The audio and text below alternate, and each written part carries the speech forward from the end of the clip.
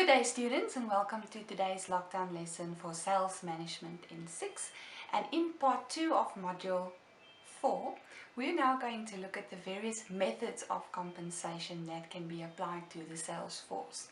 Goed, so ons is nog steeds besig met vergoeding en vergoedingspakkette.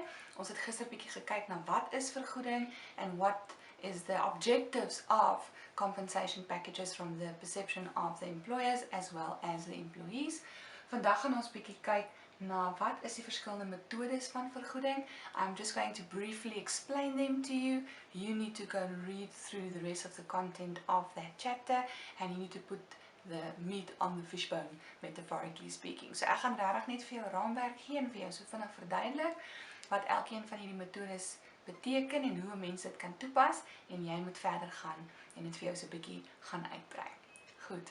So, hulle gee vir jou in die handboek 1, 2, 3, 4, 5 verskillende metodes van vergoeding, and then they also make mention of fringe benefits and then the different types of compensation packages that can be offered. But for now, let's start with the first one.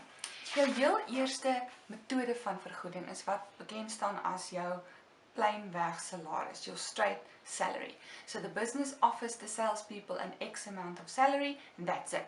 Okay, so hulle kry geensins iets by dit nie. Hulle kry hulle R5,000 'n maand en hulle moet produkte verkoop en daar gaan dit.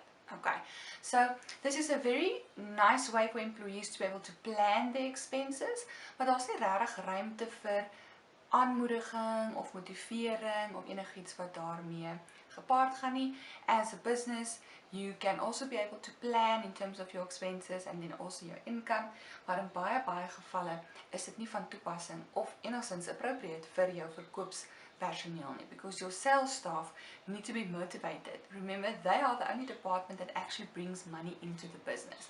So die besigheid moet seker maak dat hulle op sekere aspekte ook vir die werkers die geleentheid gee om 'n insentief te kry of 'n bonus te kry, afhangende van hoeveel hulle produkte hulle kan verkoop in 'n spesifieke tydperk. Goed, so hulle gee vir jou in die handboek 'n paar scenario's waar hierdie tipe metode baie geskik sal wees. And one of them, for example, is when there's a sales trainee. As jy 'n nuwe persoon het wat inkom, hy leer nog en hy's nog in die proses, gee vir hulle 'n straight salaris just to cover their expenses, but we don't really differentiate when it comes to salary yet. Want hulle is nog nie ervare nie, hulle het nog nie regtig die ondervinding nie, they are still learning. So in that scenario, a straight salary would be more than appropriate. Another one is when there's team selling, so wanneer 'n spesifieke span verantwoordelik is vir hierdie verkoop van produkte, en is moeilik om dan te kan bepaal wie in die span het wat te werk gedoen. So dan maak dit sin om vir die hele span dieselfde salaris te gee en nie om dan onderskeid te tref met salarisse nie. You can also use straight salaries with a missionary selling. Met ander woorde, jy verkoop nie fisiese produk nie, maar jy doen al die kontakwerk met kliënte en met gebruikers. And you basically pave the way for the actual sales representatives to follow.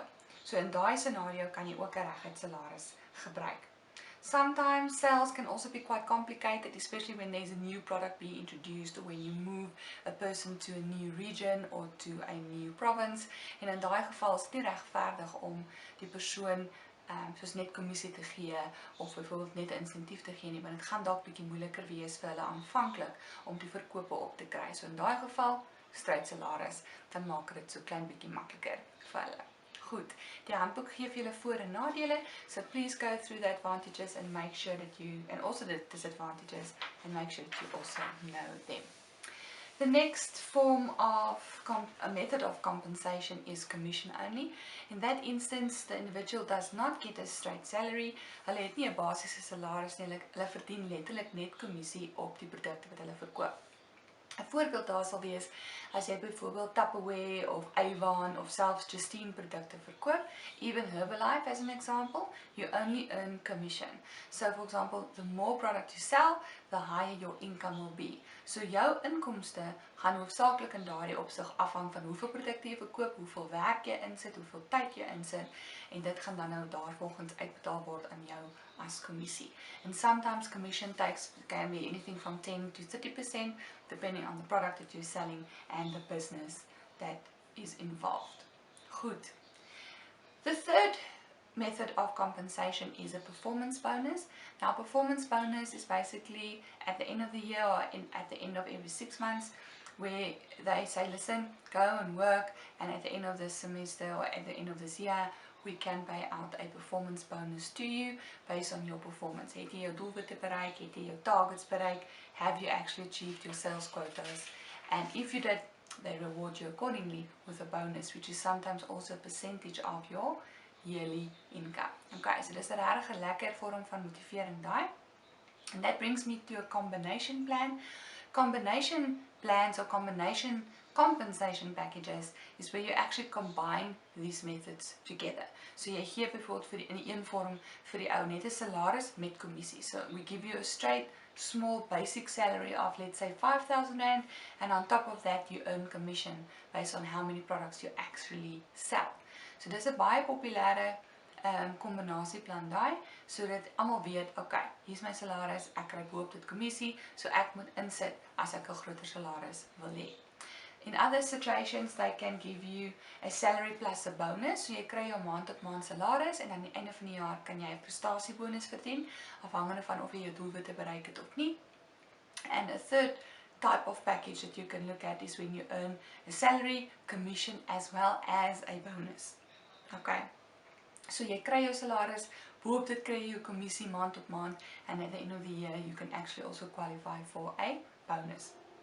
And the type of combination package that you actually use will greatly depend on the business and their financial situation and how large the business is as well. So ons het nou al gekyk na salaris plus kommissie, ons het gekyk na salaris plus bonus. We also looked at salary plus commission plus bonus, and they actually give you two more. They say when you earn commission with bonus, so jy kry nie 'n salaris noodwendig nie, maar jy kry maand tot maand kommissie en aan die einde van die jaar kry jy jou prestasiebonus. Okay, that's another compensation package. And the fifth one there is just basically a discussion of the advantages and disadvantages of these combination packages. So een van die groot dinge is daar, is dit gee 'n bietjie fleksibiliteit sodat ons kan op 'n langtermyn as 'n besigheid beter beplan, and then of course it helps to motivate the workers as well. Goed. 2.5 on page 69 talks about encouragement plans. 'n ander woord daarvoor is 'n incentive, en 'n aanmoedigingsskema of 'n insentief is daar hoofsaaklik om jou werkers te motiveer op 'n maand tot maand basis om hulle doelwitte vir daardie maand of hulle targets vir daardie spesifieke maand te bereik. Very good way to motivate your staff, and this is therefore something that the business, and especially in a sales business, most businesses will apply. Goed, nou op bladsy 70 praat hulle van jou byvoordele, your fringe benefits. This can also be added to your package based on the financial situation and the size of the business. Baie van jou kinderbesighede kan nie regtig hierdie byvoordele gee nie, want dit word gewoonlik bo en behalwe jou normale pakket aan jou uitbetaal. Some of these examples will be medical aid, pension provident fund, car allowance, cellphone allowance, housing allowance, beurse wat jy kry om te gaan verder leer, betaalde kraamverlof dames. Remember, maternity leave as is a right, paid maternity leave is a benefit. Okay. So hierdie voordele wat hulle kan gee, is maar net ietsie ekstra bo op die pakket om die regte tipe kandidaat te lok and to improve overall perception of the business and the well-being of the employees. Die laaste gedeelte van hoofstuk 4 praat van jou vergoedingspakkette as 'n heel, en jy kan daar gaan lees. Hulle gee vir jou 'n lekker voorbeeld, and they also give you a few case studies. But at this point I want you to understand that each business is different. Each business will decide which compensation packages they can afford to offer and how they will be able to compensate their workers when it comes to all aspects, whether it's salary, commission, bonus, incentives, whether it's benefits, maakie saakie. Elke besigheid is anders, en daarom gaan jy in elke scenario ook 'n ander tipe vergoedingspakket hê. So moenie dink dat elke besigheid het dieselfde nie. The state has their own type of compensation package, where business in the private sector, such as Nestlé, will have their own as well. En veral as ons kyk in die Noord-Kaap na die kleiner besighede, is dit veral van toepassing. Nou toe, dit is die einde van hoofstuk 4. Please make sure that you go through the activities at the end of this module. Be prepared, go through the exam papers, and then we'll talk tomorrow when we start with module 5. Have a great day. Bye.